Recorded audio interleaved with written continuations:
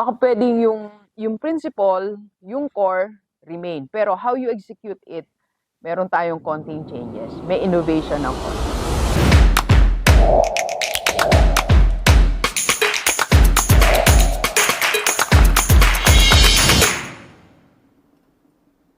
Bago tayo mag-start ng seminar natin while waiting for school owners, by the way, ang topic natin is, or ang title ng seminar natin, Run Your School as a Business. Sa lahat ng mga business owners from Luzon, Visayas, and Mindanao, lipad ka na dito sa AIM Conference Center para ma-run mo na ang school mo as a business. Meron tayong framework, purpose, and profit. Yan ang ating sinusunod na framework for school owners. Para natutupad mo yung purpose mo, your mission, and at the same time, may profit tayo. Alright? Let's go, let's go.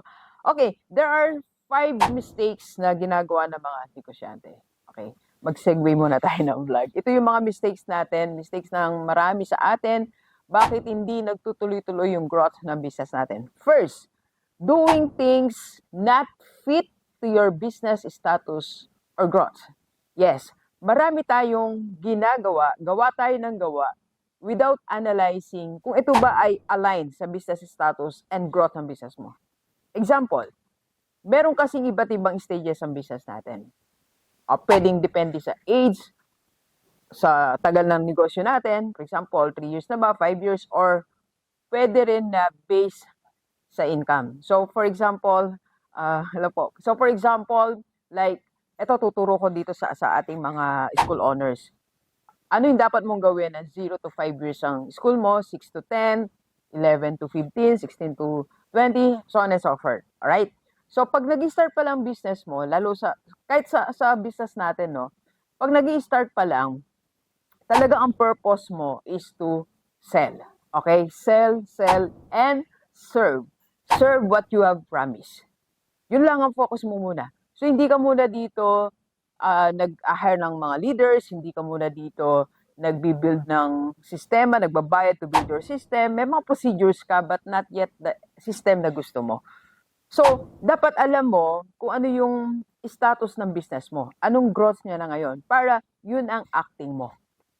Okay? Kasi minsan, too early to act like a big business.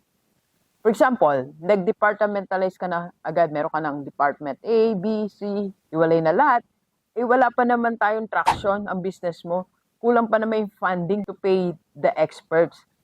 Or minsan naman, too early to have the middleman. So, meron kang leader, may assistant ka na agad. So, parang it's not doable. Okay? So, dapat alam mo saan ang business status mo, then, dun mo i-base muna ang galaw mo. Alright? And second is, we tend to protect the traditional rather than evolve. See, as business owner, no, or even school owners, we tend to protect yung tradition yung dialogue na dati ganito naman kami ganito namin ginawan last year. So ito yung ipinamana sa akin. So let's protect our core. But let us have a room to evolve. Baka pwedeng yung principle, yung core, remain. Pero how you execute it, meron tayong konting changes. May innovation ng konti. Okay? So, tinalang natin as business owner, ano ba yung dapat nating protektahan dyan sa business natin. And third mistake is, for years, for 3 years, 5 years, still, they cannot find the market that fits their product or service. So, may product, pero hindi talaga yun ang market nila. Kaya hirap na hirap silang i-market yung price, yung brand, even the quality. But minsan sabi mo, ba't hindi nila ako maintindihan? Ang ganda ng produkto ko, ang ganda ng services ko. Kasi hindi naman sila yung right market mo. Example ito, itong seminar natin. When I started here ng seminar, first seminar ko is Explode. So, yung market ko na nasa isipan ko is 40 years old, 50 years old, that they want to start all over again. So parang hindi fit sa place, hindi fit sa type of seminar, hindi fit sa price natin yung na-attract ng audience. Kaya nga nung nag-launch kami, Run Your School as a Business, so sabi ko, eto na.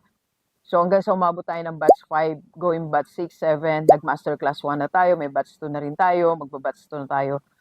So this month also, natagpuan natin yung market that fit yung seminar type ni Rockstar. Okay? So, hanapin mo yung talagang bibili, kakain, mag-avail ng product or services mo. That's one mistake. Nagsisettle tayo sa, dahil hindi mabili, sige, wala na tayong gagawin, explore tayo ng explore. Having a business is keep on exploring, keep on thinking of something new.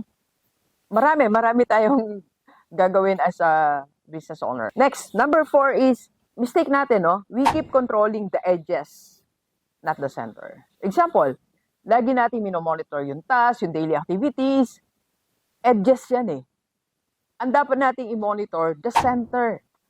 So kung gusto mong matama ang daily activities, yung task, yung forms, reports, ang kontrolin mo is your 1-year plan or yung quarterly plan. Dapat ayan ang check mo. Kasi nanggagaling dyan yung strategies, nanggagaling dyan yung weekly activities, nanggagaling dyan yung daily activities. Control the center, not the edges. Okay? So, for example, sa tao naman, you have to control the department head, not the subordinates. Kasi pinapagalitan natin yung mga ordinary empleyado. Ba't hindi mo pagalitan yung department head? Dapat siya yung kontrolado mo. Control the center, not the edges. And last is, they follow everyone and everything. They don't build their own paths. As a business owner, natutunan ko, marami kasi tayong pwedeng gayahin, di ba? Natutunan ko, build your own path. Set yourself apart. Mag-build ka ng sarili mo ng gusto mo talaga. Like this one, marami akong pinagbigyan na partnership. As a speaker, nag-talk ako sa kanilang seminars. Pero sabi ko parang, I want to build my own. Actually, na-build ko naman na to noon pa. Parang, just want to continue kung ano meron ako. This is what I want sa seminar. Ayoko ng, example, content ayoko ng straight lang, kailangan may mga principles and all. So kasi siguro style nila yon, but for me, this is my style and I want to continue with my style. Okay? Alright, so sa lahat ng mga business owners, review natin what you are doing. Baka may mistakes tayo, kaya hindi nag-grow business natin. Okay, and if you need a speaker for your seminars, PM lang sa personal Evan. Let's go. Kape po tayo.